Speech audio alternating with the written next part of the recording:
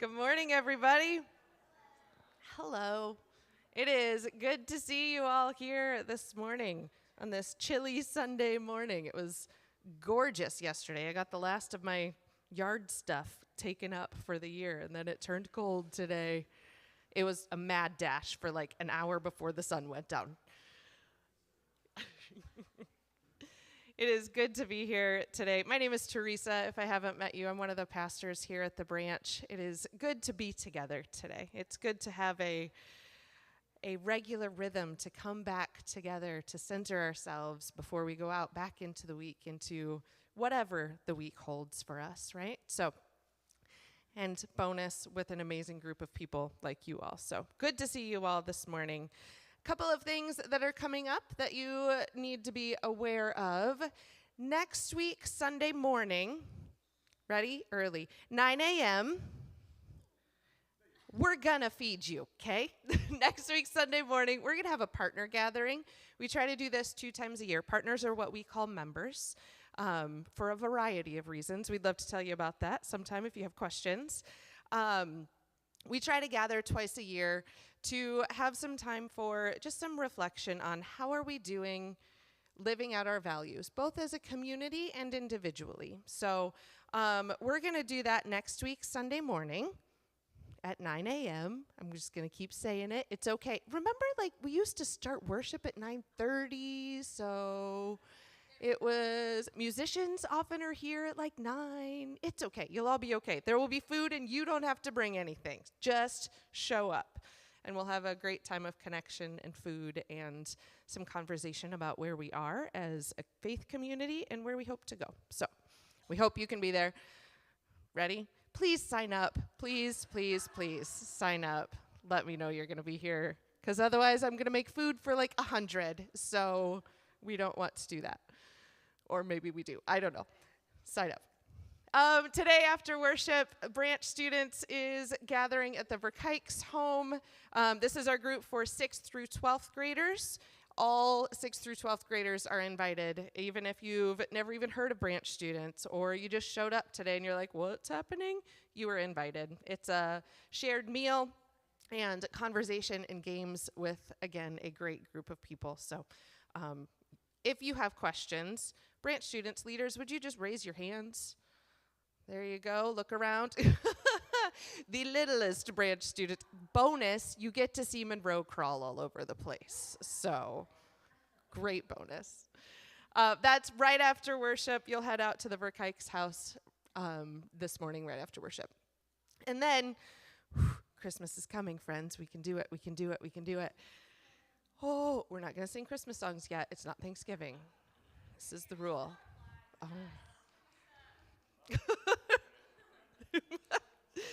We have a tradition here at the branch that we gather the week after Thanksgiving and we decorate this building, make it look festive and beautiful and bright. We share food. There's lots of food happening, friends. This is a big deal. We'll eat at 6 o'clock, and then projects get going at 6:30. If you can come for a little bit, if you can come all night, we'll hope to wrap up about 8 o'clock. But it is a moment to just do a project with somebody and get to know some people. I know last year there were some newer folks to the branch who came that night and were connected with other people and had really great conversations. So it's not just about decorating the building. That's just a fun byproduct that you get to see all season long. So a couple of things that we would love to have you at and invite you to. All right? All right. Now that you're all in the room and have finally all sat down, why don't you stand up? Go say hello to somebody you haven't seen or that you don't know. Introduce yourself. If you are online this morning, we'd love to hear where you are this morning and hear from you as well. Ready, set, go.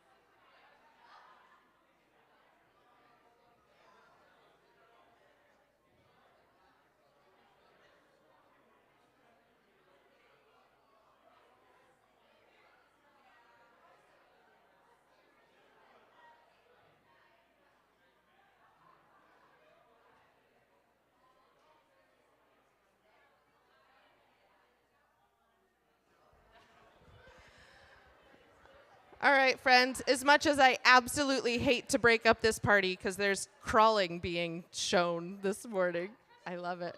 Kevin, you can crawl. Congratulations. He's all grown up. We're going to keep moving here this morning. Mike is going to come up and read a call to worship that we're going to invite you to participate in, and then we're going to move into a prayer practice as well. Good morning. Please join me in this call of worship. Your part will be in the yellow. Spirit of God, plant your fruit in us. Grow in us love, joy, and peace. Shape us with patience, kindness, and goodness. Form in us in faithfulness, gentleness, and self-control. May our lives bear your harvest, O Spirit. Amen.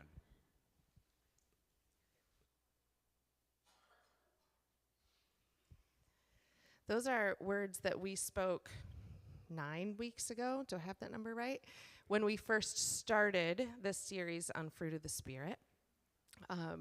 We started our series with that language, talking about all of these fruits, all of these different characteristics, and then we've dug into each one of them week by week. Today we're going to start wrapping up that series, so we thought we'd bring those words back. And for our prayer practice this morning, we wanted to give you a chance to be curious about these words together. We've done this in some form every week for the last couple of months here. So what we're going to do, we're going to read Galatians 5:22 and 23 together, or maybe you can do it from memory. If you've been here for this series, you can probably do it from memory. We'll have the words up there. We're going to read it together once, and then I'm going to read it a second time. And I invite you to just listen for whatever word, I'm going to use Katie's language here, shimmers, whichever word pops for you. And to just be curious about, I wonder why that word sticks out to me. Why is that shimmering? And then we're gonna use that word in this praise, protest, and petition framework that we often use for prayer. So in that word, where is it present? What do you want to celebrate? Where is it not present? Where do you want to lament its absence? And what do you need in that regard going forward? So we're going to read it together. I'm going to read the passage, and then you can pick a word, and then we'll have a little bit of silent reflection after that. By the way, if you're a visual person, there are a couple of spots around the room, one up front and one in the back, that have visual images with actual fruit pictures with each one of these words. So if that's a more reflective practice for you, you're welcome to move about the room and grab something that helps you focus on that word, okay? All right, let's read these words together. The fruit of the Spirit is love, joy, peace, forbearance, kindness, goodness, faithfulness, gentleness, and self-control. Against such things there is no law. Sorry, I put forbearance in there instead of patience. I didn't even notice it. So I'm going to read those words again, and I invite you to listen and wonder which word pops for you. So pay attention to what you're feeling in this moment. The fruit of the Spirit is love, joy, peace, patience, kindness, goodness, faithfulness, gentleness, and self-control.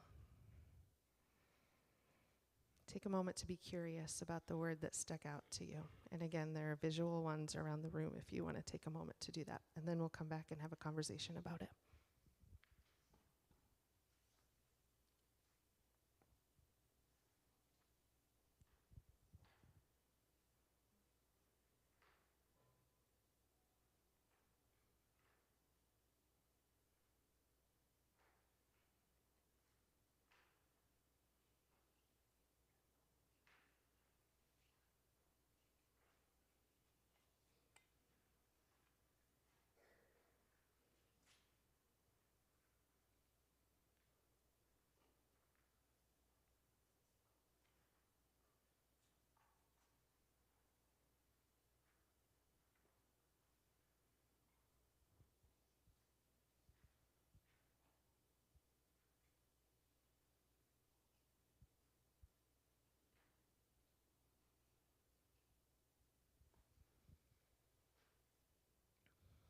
Which word shimmered?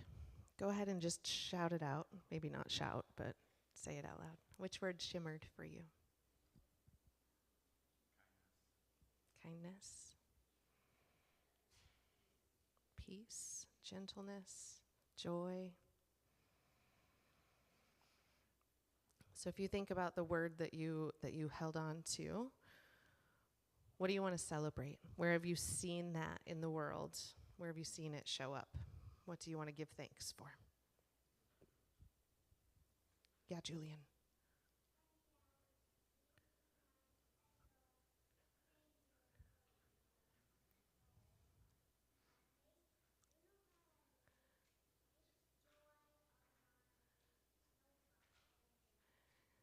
Joy of making your homemade snowplow. Yeah, I love it. I love it. Creative energy that is beautiful and lovely and brings joy. Thanks, Julian. Who else?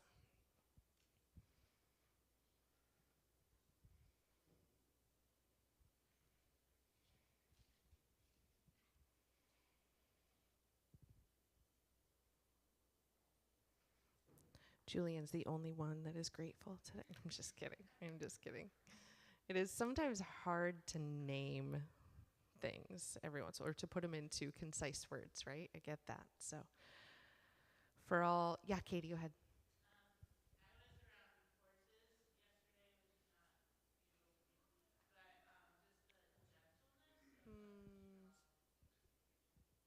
Gentleness of a strong creature like horses. Thanks, Katie.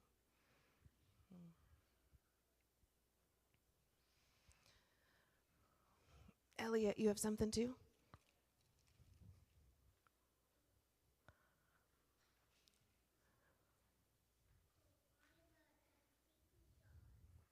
What?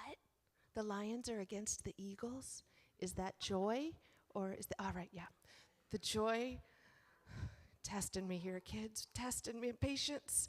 Just kidding.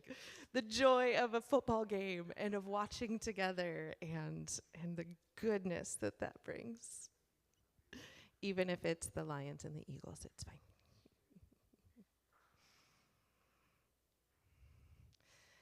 For all of the things that are ruminating in our hearts and in our minds, we give God thanks for all of those things.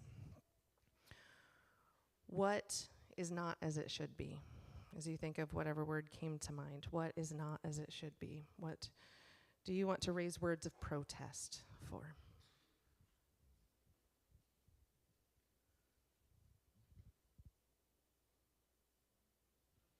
Katie goes again.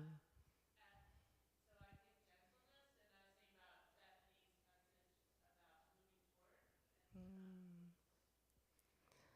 Yeah, thanks, Katie. Katie's word is gentleness, and she was talking about when Bethany was preaching a couple of weeks ago and talking about moving toward and how that doesn't happen very much in our world. I'm going to walk around with a microphone. Sorry if that makes you stop. Did you have something to say, or were you just stretching? Okay. Yeah, Neil. Just thinking throughout about having seen the joy of a few families reunited from unjust separation and wishing to see more of that.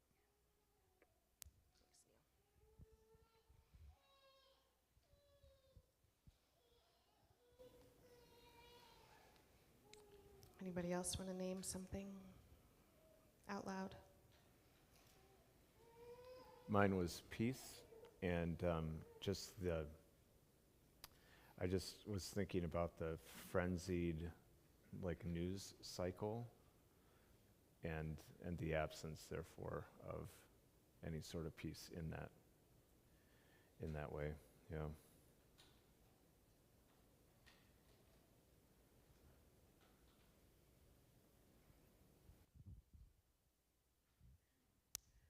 Just recently, our social service person put up posters reminding people in our building who are generally in 60s, 70s, 80s, 90s, 100, to remind them to be kind to each other and not bully. And I said, how old is everybody?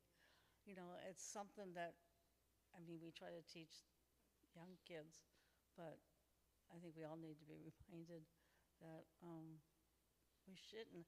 I said we shouldn't have to put posters up to tell people to be kind. The absence of kindness can be felt for sure. Yeah. Mine was peace, and I saw some chaos in some of my students' lives who go from between moms and dads' homes, and there was some miscommunication between the parents and the chaos that it caused for the student.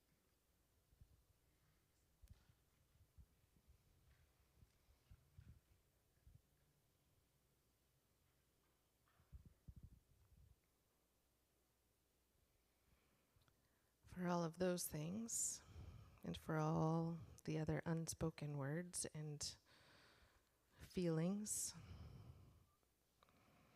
we carry them together and we ask for God's presence in the midst of those and for more of the fruit of the Spirit to be present in our world.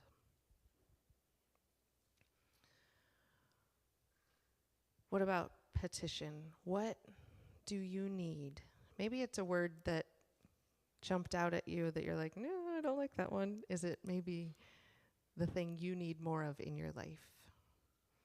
Or as you think about the word that came to mind, what is it that you need? Patience is something that I need a lot more of. I'm finding it really hard to give grace to people who support some things that hurt others, and Thanksgiving's going to be fun, so. We'll pray for lots of patience. I like certainty, but I'll settle for stability. I want a little more stability.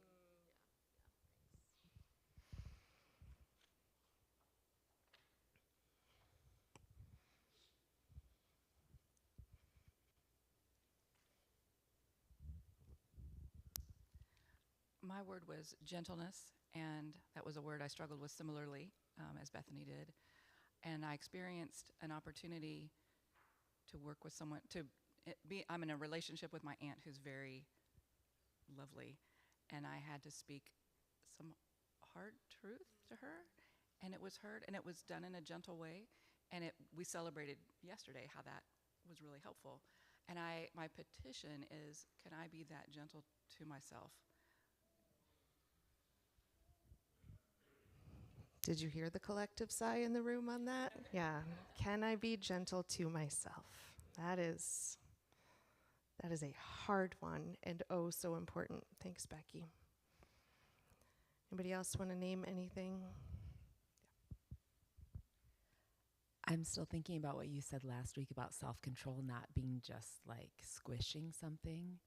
And yesterday at Dan Workman's funeral, it seemed like one thing about him was that he really lived his life intentionally, like really had a value and lived it. And just that, like,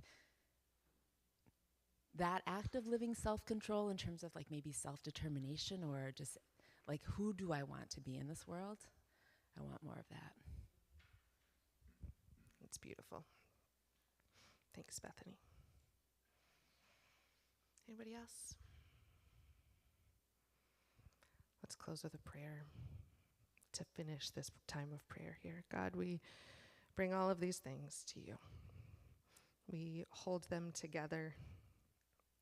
We walk with each other through the joy and through the moments of struggle.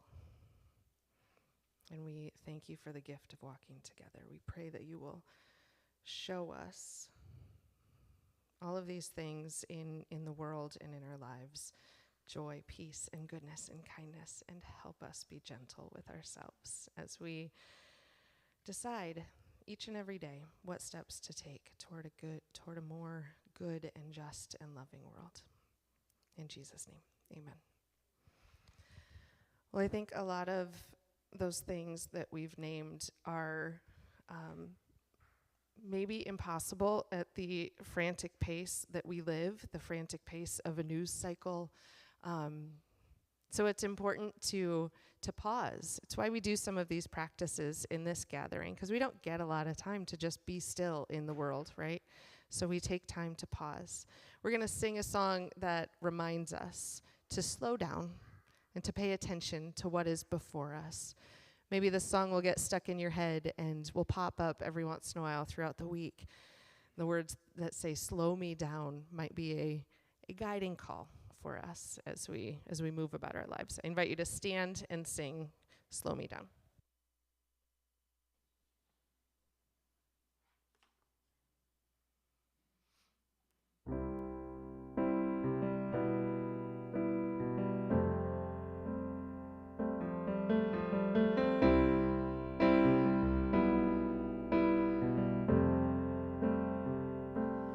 Oh, good shepherd, would you teach me how to rest? I'm rushing on, will you make me to lie down? Will you build a fold by the waters that refresh? Will you call my name and lead me safely out?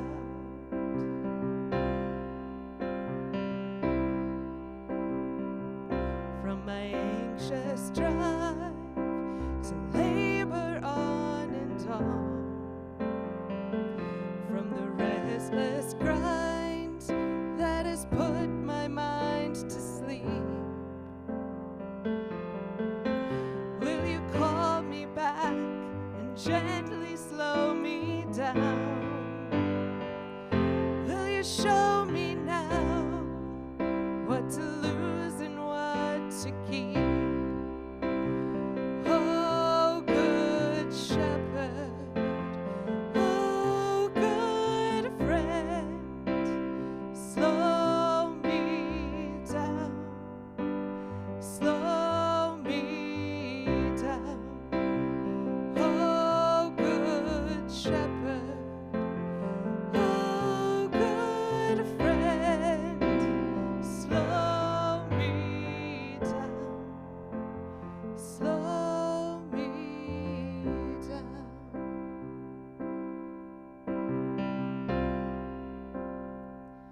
When my table's bent with only greed and gold, and my grasping hands are afraid you won't provide, will you pour the wine that loosens up my hold? Set your table here with what truly satisfies. Oh, good shepherd, oh, good friend, slow me down, slow me down. Oh, good shepherd, oh, good friend, slow me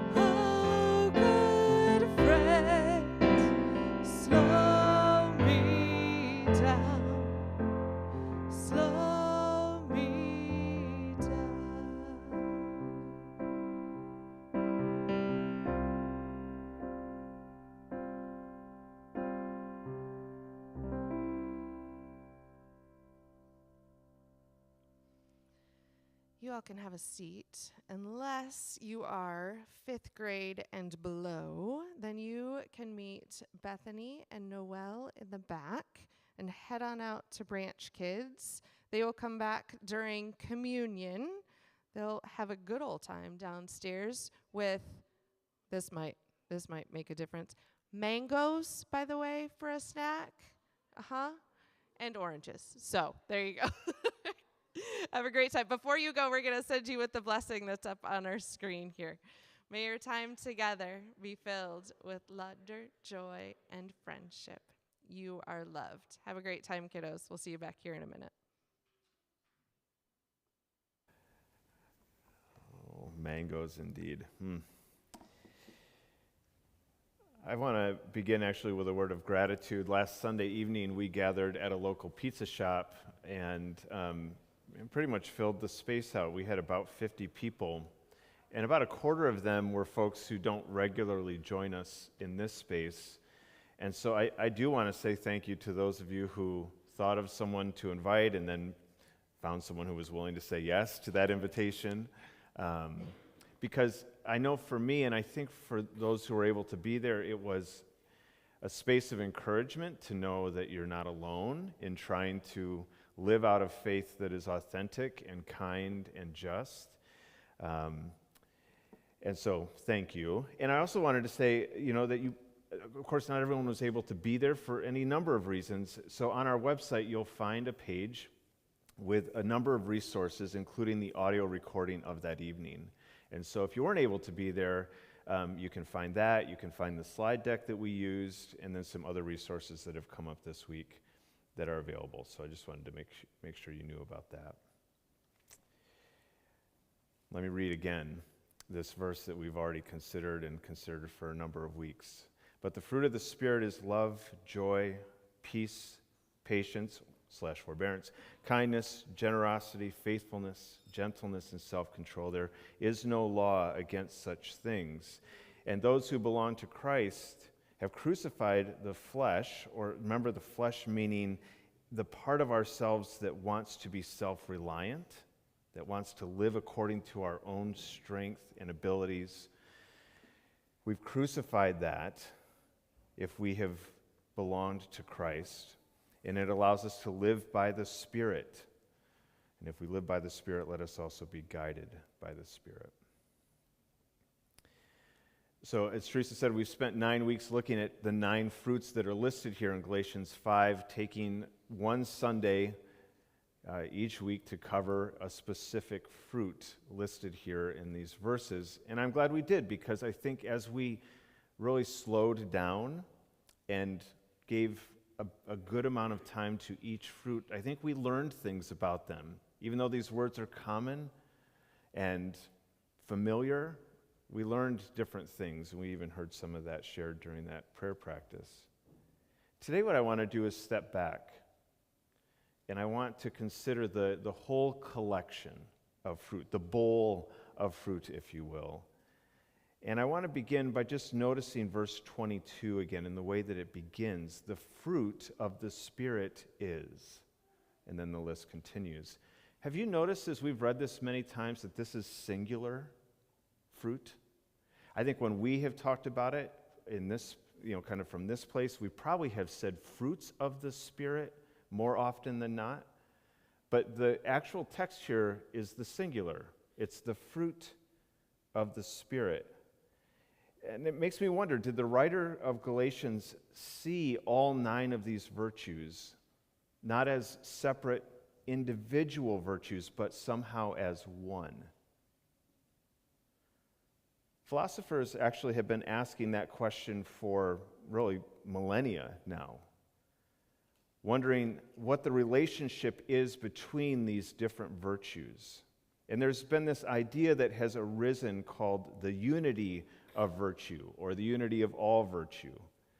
It's this idea that the virtues, the ones listed in Galatians 5, and you could add others to it, but they're interconnected and mutually dependent. This is what Socrates said well over 2,000 years ago. The virtues are one. Whoever has one virtue has them all, and whoever lacks one lacks them all. Cicero, another Greek philosopher, says all virtue is in harmony with itself, and the different virtues are inseparable. What is right in one respect cannot be wrong in another. And then Aquinas, who's a Christian philosopher from the 11th century, if one virtue is lacking, none of the others are complete. For the moral virtues depend on prudence, and prudence cannot exist without them. Prudence is an older word. We don't use prudence very often. You might think of prudence or define it as love choosing wisely. Love choosing wisely. So imagine that you're angry with someone in your life. This never happens, but use your imagination. You're angry with someone and you begin plotting your revenge. But you realize that your revenge, in order to be achieved, will require patience. And so you are patient with the best of them. Months go by, maybe even years. You're waiting for the right moment. You, from the outside, would be considered, of course, patient. But are you? Right? The philosophers and other thinkers would say, well, no. You're not patient in the true sense of that word, because patience also has to include the other virtues, kindness, goodness. And so you can be patient in planning your revenge, but revenge, of course, is not in coherence with, all of the other virtues. So you're actually not virtuous unless one virtue includes all of the others. Or think about someone who writes a check, $1 million check to charity, and we go, wow, that is really generous, until you learn that the only reason they wrote the check was to benefit themselves in some way. And we would say, well, hold on then. That's not generosity, a fruit of the Spirit, a virtue, because it's not in alignment. It doesn't include all of the other virtues. Or you could walk into a room full of people celebrating and smiling and laughing and high-fiving, and you might think, wow, look at all of this joy. And then you learn that they are celebrating because someone they don't like has suffered a profound loss. You would change, I think, how you feel about whether or not that is joy, because it's not joy. It doesn't include the other virtues.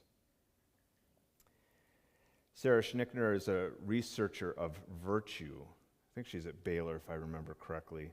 She writes that a fundamental aspect to being a virtuous person is your motivation for your actions and your words. You can act kindly on the surface, but if your motivation underneath is to simply please people or to flatter those who have power, in other words, to get something out of it, then your motivation is not in line with kindness. It actually isn't kindness that you're demonstrating, it's something else. Acting virtuously, or as Galatians would say it, to live by the Spirit, means that our motivations and our intentions must come from the fruit of love.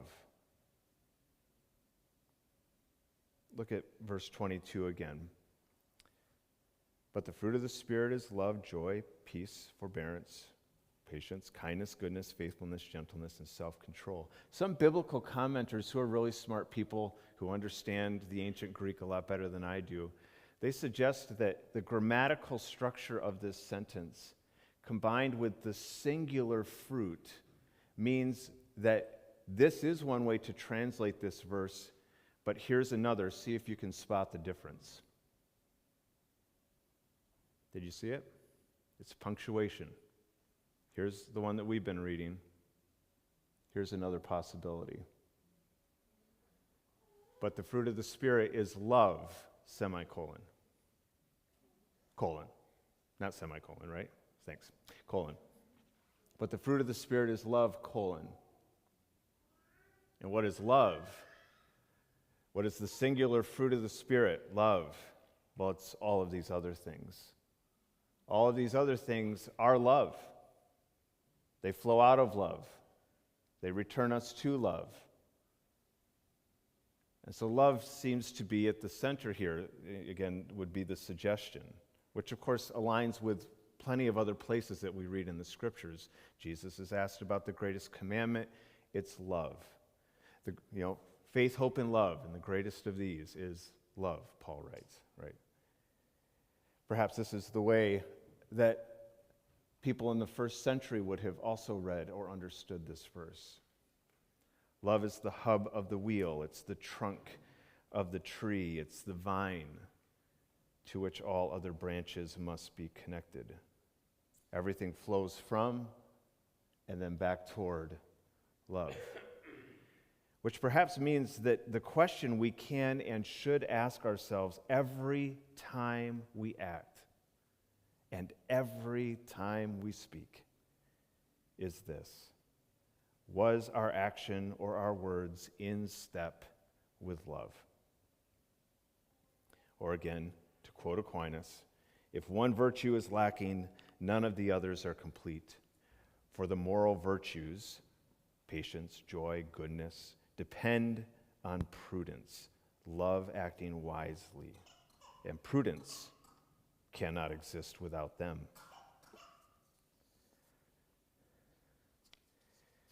So where does love arise from? Well, consider John 15 again. I am the true vine, and this is Jesus speaking of himself.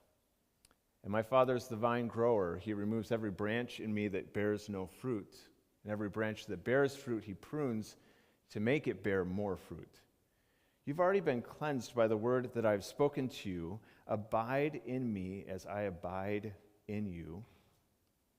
Just as the branch cannot bear fruit by itself unless it abides in the vine, neither can you unless you abide in me.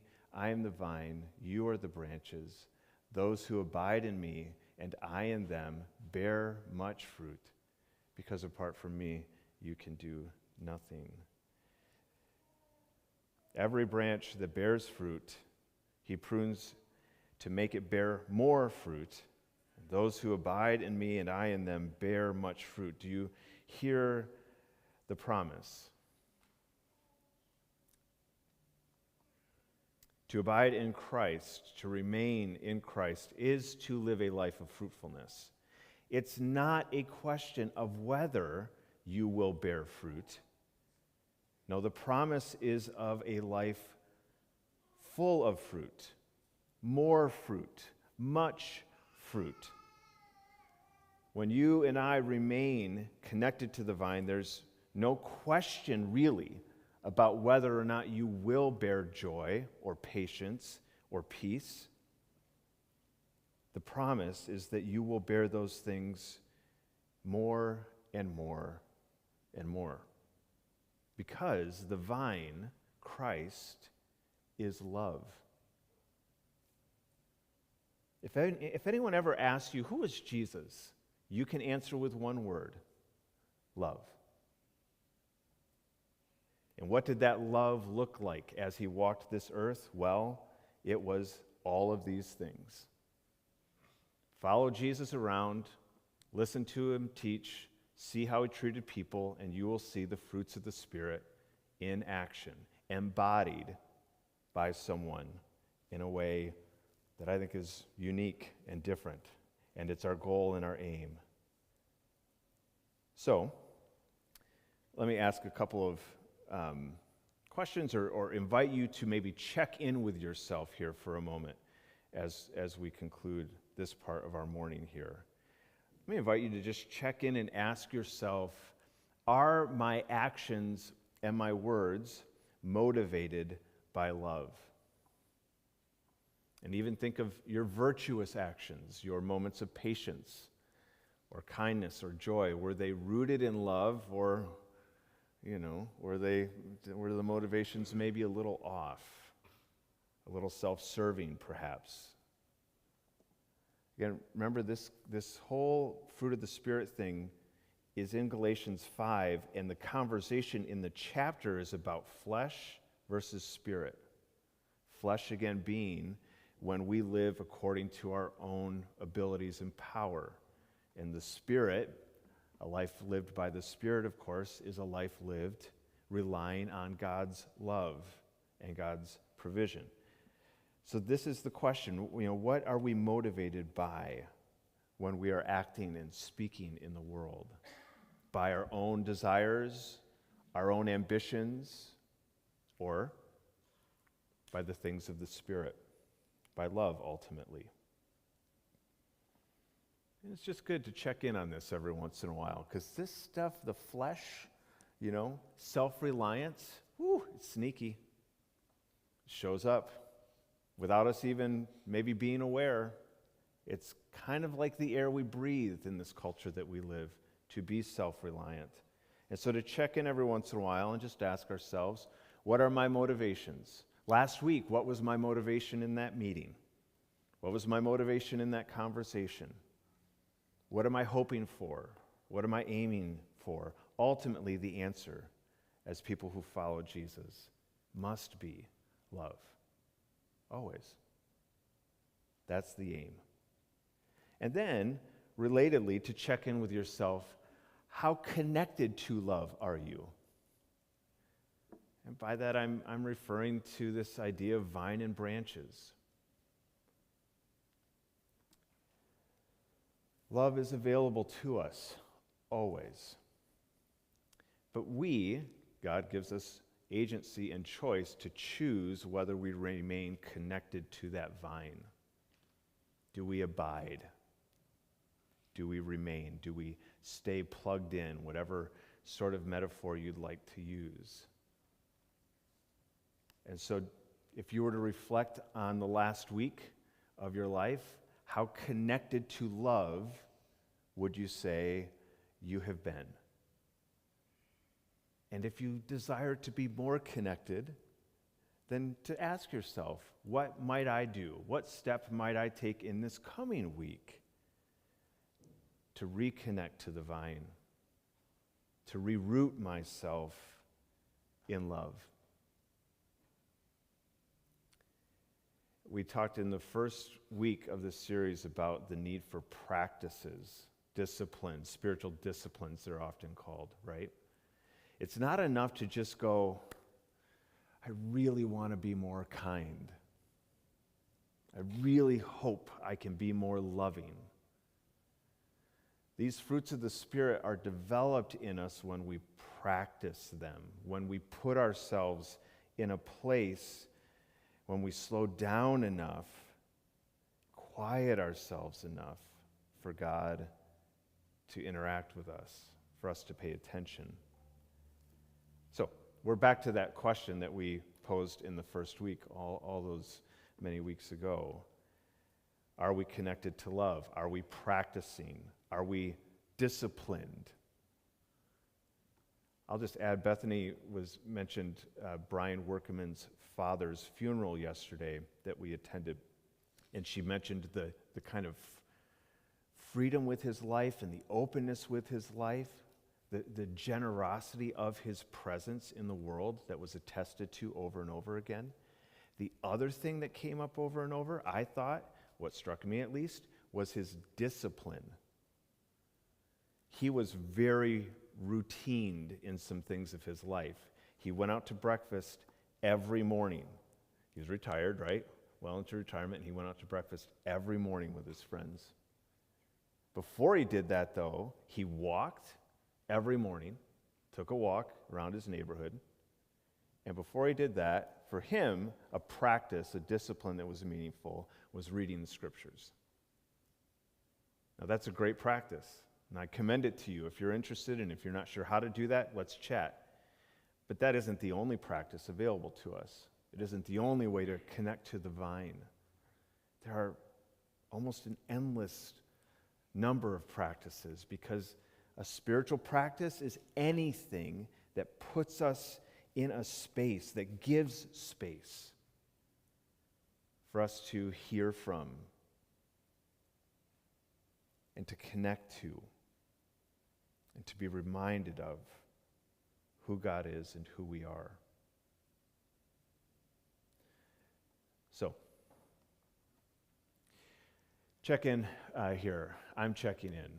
I'm realizing things, even as I'm talking here this morning, about things that I would like to shift or change. But I know it's just not enough to kind of, I hope it happens, you know. It will take intentionality on my part and on yours as well. So what might that be?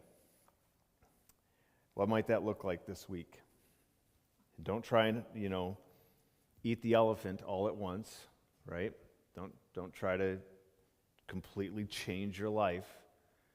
Think of one thing to do this week, one step, one moment, and then let that be the beginning of something more. I invite you to also consider this practice of coming around a table and sharing a meal, bread broken, reminding us of Christ's body broken. These cups, reminding us of a life poured out and a new covenant. That's what Jesus says when he shares the cup with his disciples. This is to help you remember that there is this unbreakable bond, a covenant between you and God. And so we share these gifts. It's a practice, it's a discipline that we enter into most every week around here. And just as we say most every week, you are invited to this table. Everyone is invited. And you're not expected. There's no pressure. You are more than welcome to remain in your seat, or as we jokingly say, but not jokingly, to get a cup of coffee, to take a walk. There's no pressure to share in this morning, but we do want you to know that you are invited. You are invited to come, to taste, to smell, to remember that we are loved, always. So, I need some folks, as I do every week, to help serve. This is something anyone is welcome to do. We have regular people who serve just by their own choice, and we have anyone is welcome to do this, which is maybe a little unusual, but we believe that Christ's table is open to all, and part of that means that anyone is also welcome to help serve these gifts. So, friends, these are the gifts of God. For the people of God, we invite you to share them together. You can come forward. We'll place a piece of bread in your hand. You can take one of the cups and then bring them back to your seat, and we'll eat and drink them together. Let's share them together right now.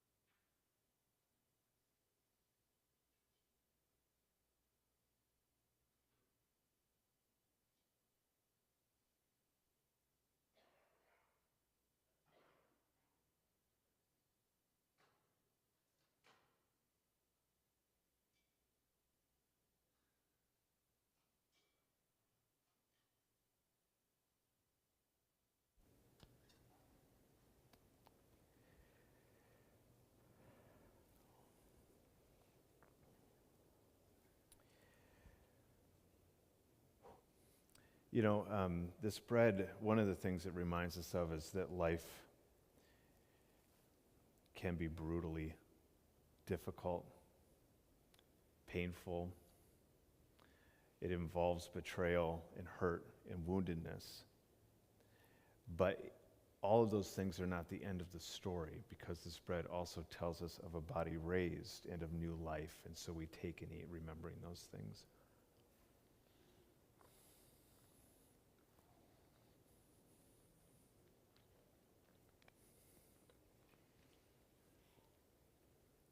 And this covenant that this cup speaks of is a covenant of renewal and of forgiveness, of new beginnings, of new life. We take and drink remembering those things.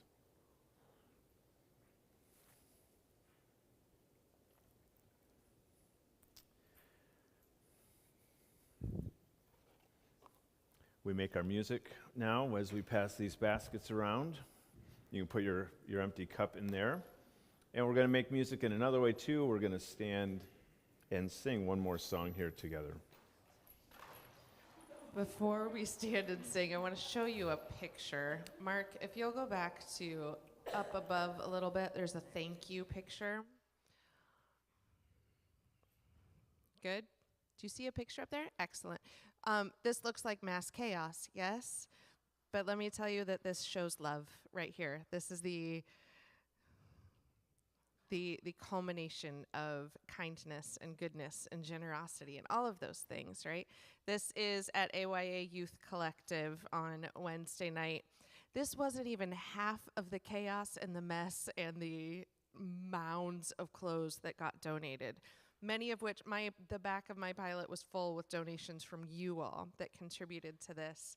And then the rest of their community partners stepped up in big and giant ways and filled and overfilled and overfilled and overfilled a closet for the youth that AYA serves. So thank you for being love in action, for showing love, for being those people, for feeding the Workman family this week, for showing up for the Johnson family. I know some of you have done that as well.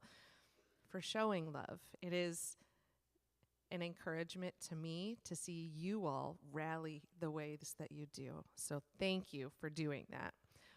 I'm going to give you another one because it's what we do. Heather Carroll works for St. Catherine's or Catherine's Health Center and drives a mobile health unit around the city and serves the unhoused population, largely the unhoused population. And she has a stash of, by the way, from the AYA clothing drive, we pulled out some hats and gloves and sweatshirts and things. So she has some of that. She could also use socks and keep a stash of socks all winter long to give out to people who don't have those. So we'll have collection bins coming for that as well. But as you're out and about and you're on your shopping trips, keep that in the back of your head as well. All right, let's stand up and sing one more song together about being those agents of love in the world.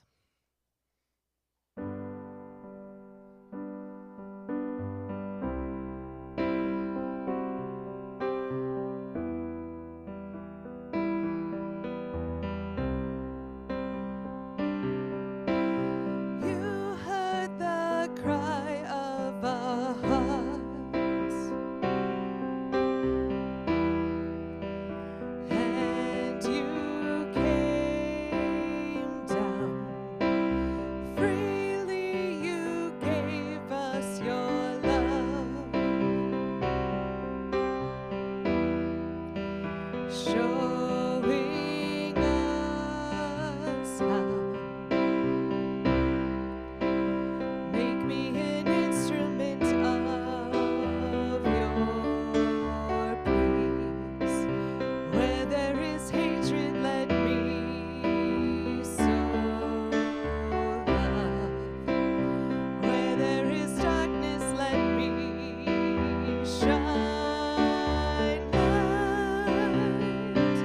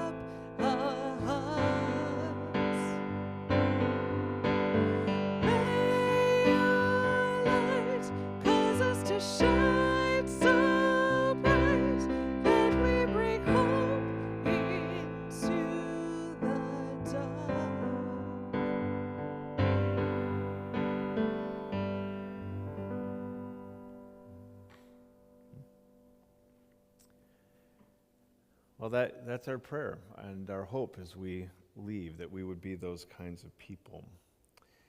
I want to ask a quick question about the socks. Is Heather, are you around here? Mark, do you have any sense of what kinds of socks? There are ankle socks, there are mid-calf socks, there are wool socks, there are cotton socks. Is there any sort of better sock than not better sock? Thick wool, okay. Longer, yep, okay. Good. We'll have that out for a few weeks here, yeah, and make that available to the people in the city. Good. Friends, it all and always does come back to love. The joy that we're about to hear as the kids run back in, the peace that we long for in this world, the patience we want to have with each other. It all begins and ends with love. And so this week, may you be people who are connected to love, who are purposeful in your actions and in your choices, not only with each other, but with God. May you be people who grow in love and in doing so bear more fruit. Be those people this week. Good to be with you all. Thanks for being here. Enjoy the rest of this sunny, chilly Sunday morning. Thanks.